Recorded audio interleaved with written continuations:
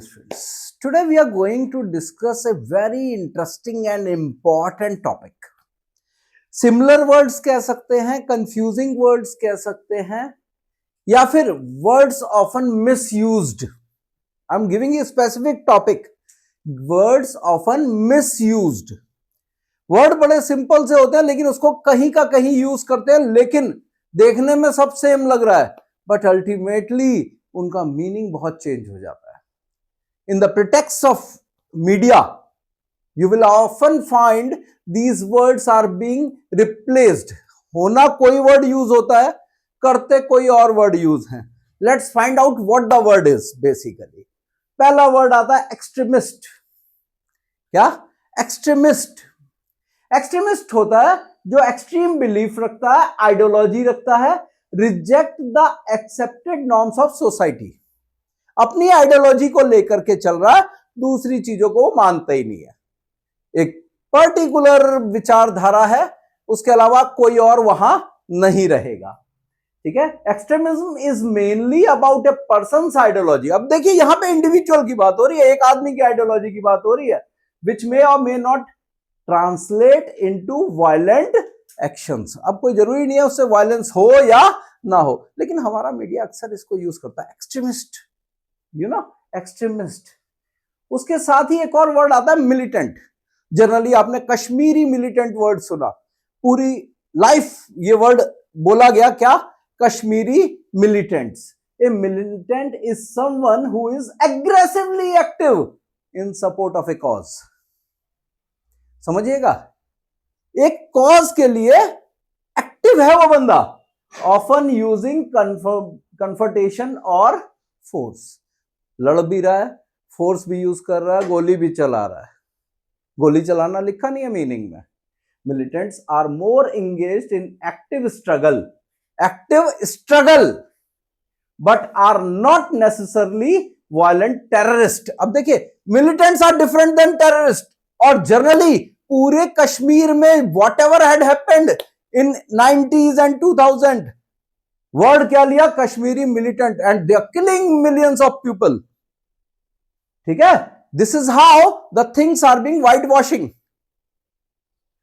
इसके बाद आता है इंसर्जेंट. ये वर्ड भी बहुत यूज किया.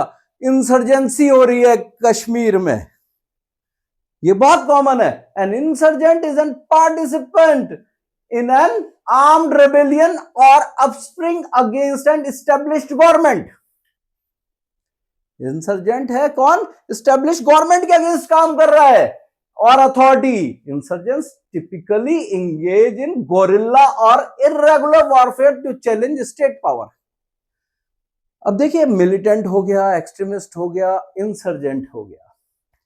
तीनों चीजें अपने अपने अलग अलग मीनिंग लेके चल रही हैं, लेकिन पॉइंट क्या है? एक और पॉइंट है, रेडिकल्स. अब रेडिकल क्या होते हैं? ये भी रेडिकल एलिमेंट्स आ गए कुछ सोसाइटी में. अक्सर ये बोला जाता है, there are certain radical individuals seek fundamental और रिवोल्यूशनरी चेंजेस इन सोसाइटी. ठीक है. पॉलिटिक्स और रिलीजन. अब रेडिकलिज्म आता किससे है? रिलीजन से. Radicalism pretends to comprehensive reform and may involve illegal or revolutionary. Revolutionary means, but it is not inherently violent. अब देखिए, अल्टीमेटली फिर यहां पे क्या आ रहा है? ये जो टीवी पे डिबेट पे आप सुनते हैं ना, those who are supporting and giving cover fire to those who are creating terror. These are the radicals who are sitting, white collar radicals होते हैं ये, जो बैठ करके टीवी पे बैकअप देते हैं. क्यों? उनकी आइडियोलॉजी एक तरफ है, फंडामेंटल चेंज लाना चाहते हैं वो. नेक्स्ट आता है फेनेटिक. कॉमनली यूज करते हैं इस वर्ड को, लेकिन इतना कॉमन मीनिंग नहीं है. Fanatic has excessive uncritical enthusiasm और devotion to cause, to a cause और बिलीफ. एक कॉज और बिलीफ के लिए पागल हुआ है, मानसिक रूप से उसके ही लिए सोचता है और कुछ सोचता ही नहीं है. Fanaticism implies intense passion and intolerance to opposing views. कोई और उसके सामने व्यू नहीं रह सकता, एक ही व्यू रहेगा. पूरी दुनिया में, often linked with extremism but not necessarily violent. अब देखिए अगेन दोबारा से वायलेंस शब्द नहीं है, दैट इज वाई। अब देखिए समझने की भी जरूरत है यहां पे, मैं आखिरी वर्ड पे बाद में आऊंगा, उससे पहले समझिए वायलेंस नहीं है, वायलेंस नहीं है रेडिकल में भी, ठीक है। यहां गॉरिल्ला और इर्रेगुलर वार है, मिलिटेंट क्या, not necessarily violent terrorist, militant को भी कहते हैं, ठीक है।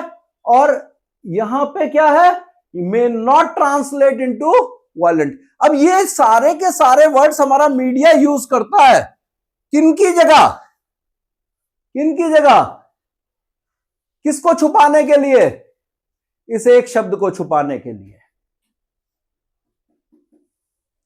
टेररिस्ट।